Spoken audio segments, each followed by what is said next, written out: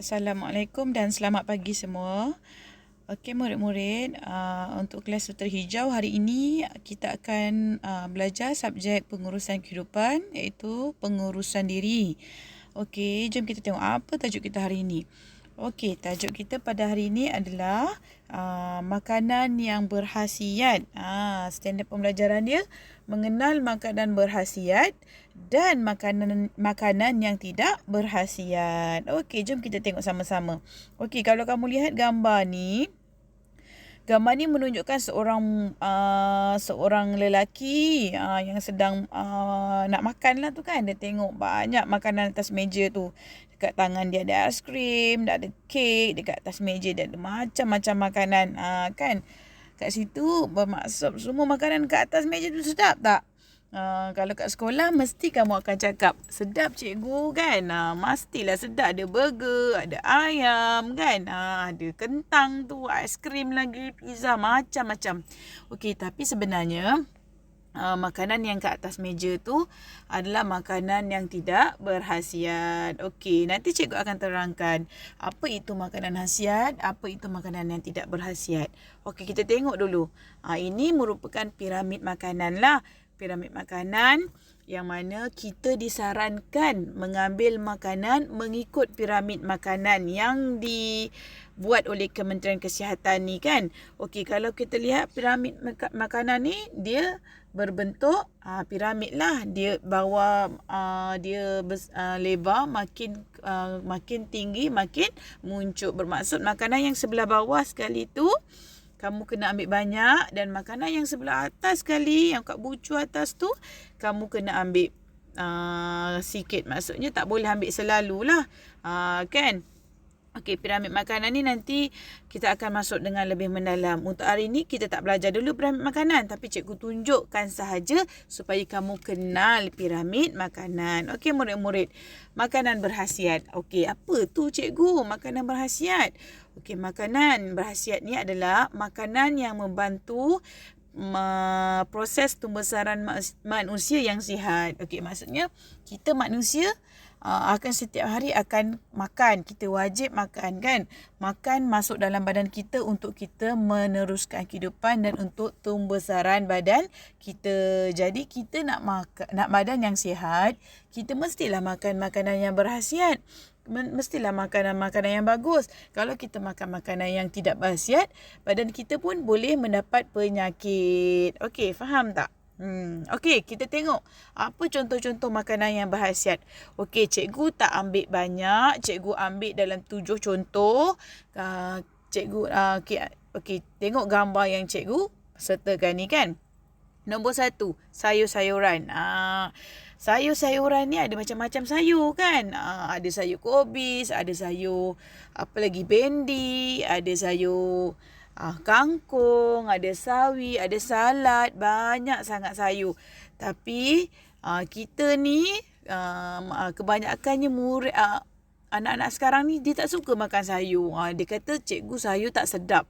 Sayur tu pahit. Ada je alasannya. Sebenarnya tak boleh. Sayur sebenarnya sedap. Kalau kamu makan, sebenarnya sayur tu sedap. Tak ada pahit pun. Kalau dah masak tu sedap. Jadi sayur tak boleh tinggal, kena makan. Kalau tak makan sayur, apa jadi kat badan kita?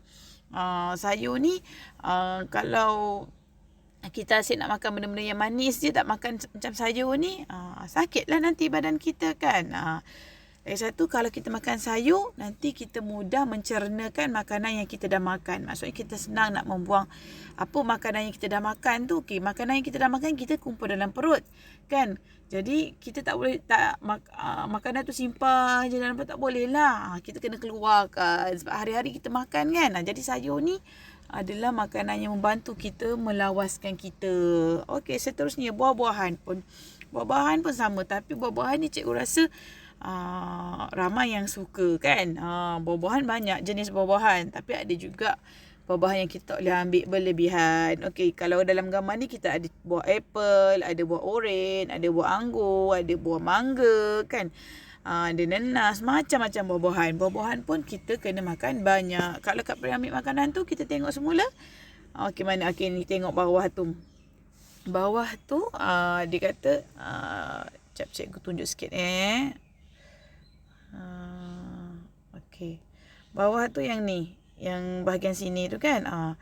Yang bahagian sini tu, minta maaf. Silap pula. Okey, yang itu dia kata kena makan banyak. Okey. Jadi sayur dengan buah di bawah kategori kat bawah tu. Okey, ketiga, roti. Roti ni pun bagus, tapi kenalah ambil roti yang putih tu atau roti wholemeal yang tak ada apa-apa tambahan ataupun perisa. Jangan ambil roti yang coklat tu. Coklat tu dah ada tambahan perisa. Ni roti yang kosong macam ni ataupun yang warna putih tu yang biasa kita tengok tu pun bagus juga. Okey, nombor 4 adalah susu. Okey, susu ni masa kecil-kecil, kita baby kan, kita lahir-lahir kita minum susu kan. Kita lahir kita tak makan nasi pun, kita minum susu. Makin kita besar sampai 2-3 tahun kita masih susu lagi. Tiba-tiba bila kita dah masuk sekolah je, tiba-tiba kita tak nak minum susu lagi. Cakap susu tu tak sedap lah kan. Mentang-mentang susu tu tak manis macam air coklat ke kan. Dia kata susu tu tak sedap. Sebenarnya tak susu kena minum walaupun kita dah besar. Tak semestinya susu tu minum waktu kita kecil saja. Dah besar pun kena minum susu. Sebab susu ni mengandungi kalsium kan. Boleh membantu kita dalam proses pembesaran tulang kita. Okey, nombor 5, yogurt. Yogurt ni pun dia daripada susu lah sebenarnya. Lemak susu pun sebenarnya bagus kan. Kat pasar raya ada banyak jual yogurt. Boleh beli, boleh cuba makan sedap. Yogurt ni ada yang natural ataupun asli. Ada juga yang berperisa. Macam-macam perisa ada. Kalau kat sekolah cikgu suka tanya ni, siapa pernah makan yogurt? Siapa pernah makan ni? Mesti kamu pun seronok kan? Okey, nombor 6, keju. Okey, keju pun dia sebenarnya dia macam adik-beradik susu yogurt tu jugalah. Keju ni cikgu rasa ramai suka kalau kalangan umum macam kamu. Cikgu pun suka keju ni, tapi janganlah ambil banyak sangat keju ni. Kan, tapi keju ni dia dalam carta tu cuba tengok kita keju dia sama baris dengan susu, yogurt. Dia kata makan 3 kali sehari untuk orang dewasa, makan 5 kali sehari untuk yang umur 9 hingga 18 tahun. Macam kamu 5 kali sehari yang disarankan. Okey, seterusnya bijirin. Okey, bijirin ni kita boleh beli kat pasar raya. Bijirin ni pun bagus. Bijirin macam kuih oat tu kan. Kamu boleh beli, boleh makan bijirin ni kan. Sarapan pagi kan. Jangan sarapan pagi makan nasi lemak je. Cuba tukar makan bijirin, lebih sihat. Okey, seterusnya nasi. Nasi pun kita perlu untuk badan kita. Okey, kita tengok piramid tu sekejap.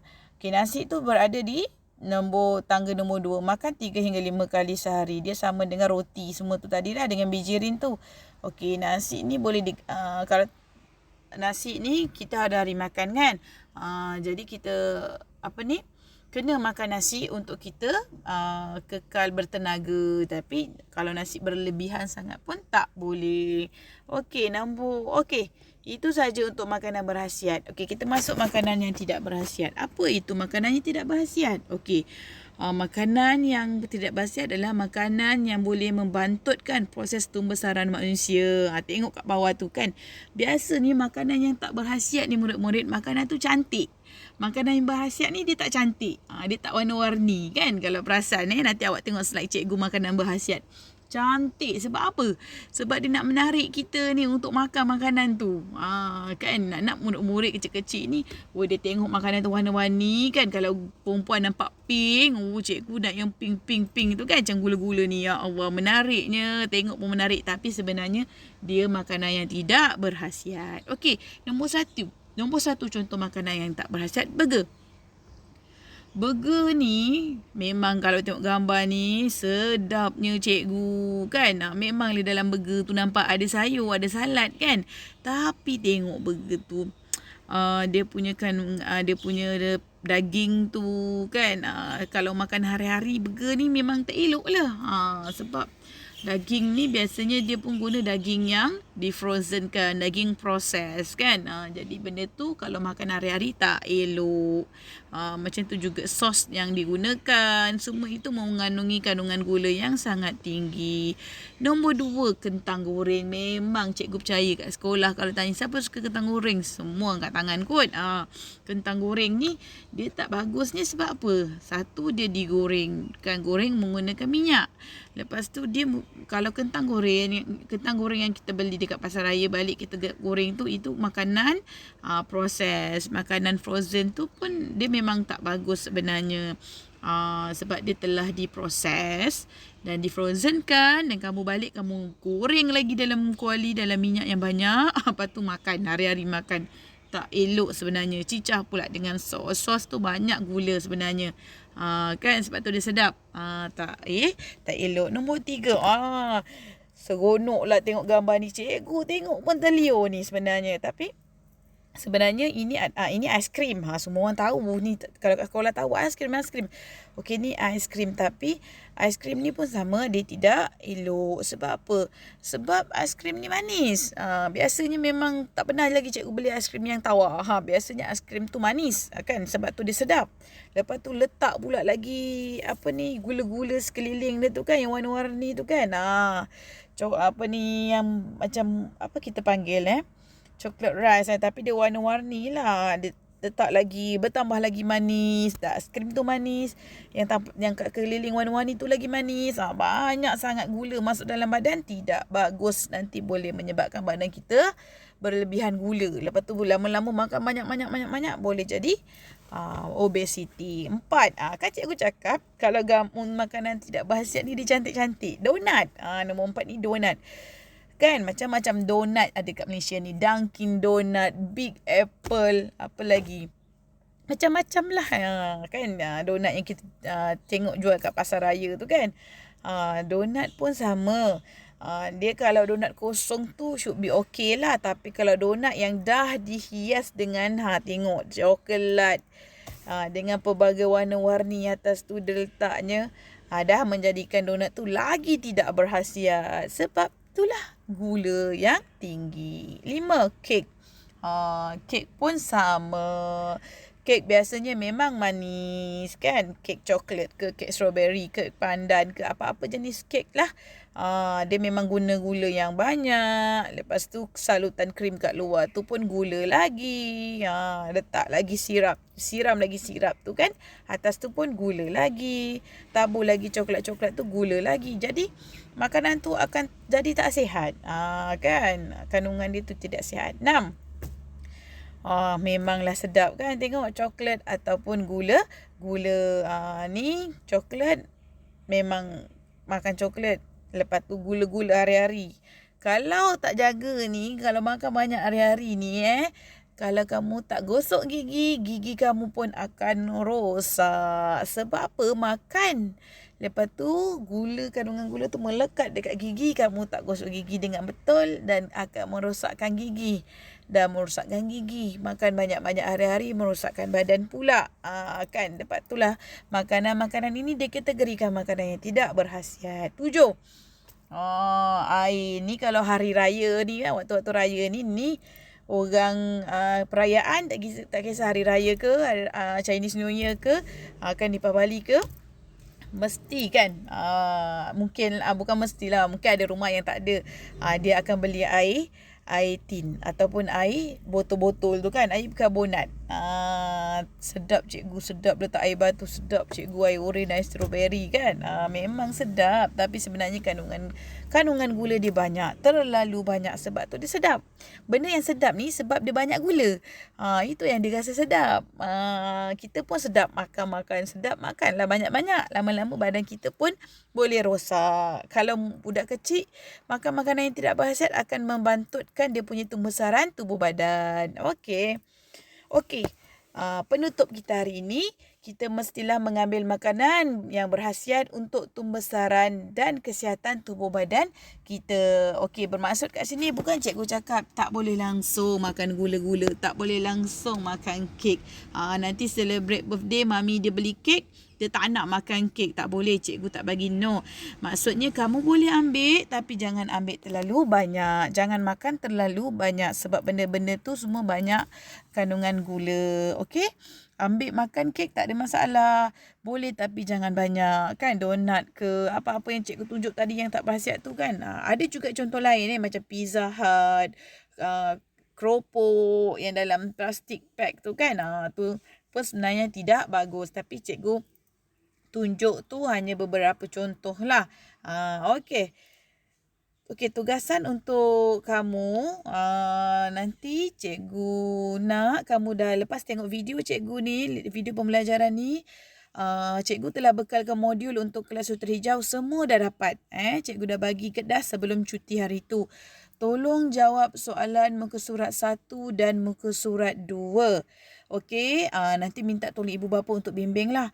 Bila kamu dah siap jawab tugasan 1 dan 2, tolong tulis tarikh hari ini, iaitu hari ini 19 hari bulan 5, 2021 dan hari ini hari Rabu. Kamu tulis dekat atas lembaran kerja tu kan.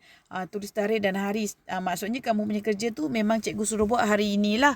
Jadi kamu tolong jawab muka surat 1 dan 2 modul pengurusan kehidupan. Ada cikgu Yat ada kasih. Ada tulis nama cikgu lagi kat bawah tu. Jadi kamu jawab soalan muka surat 1 dan 2 saja. Muka surat lain tu tak payah buat dulu. Nanti next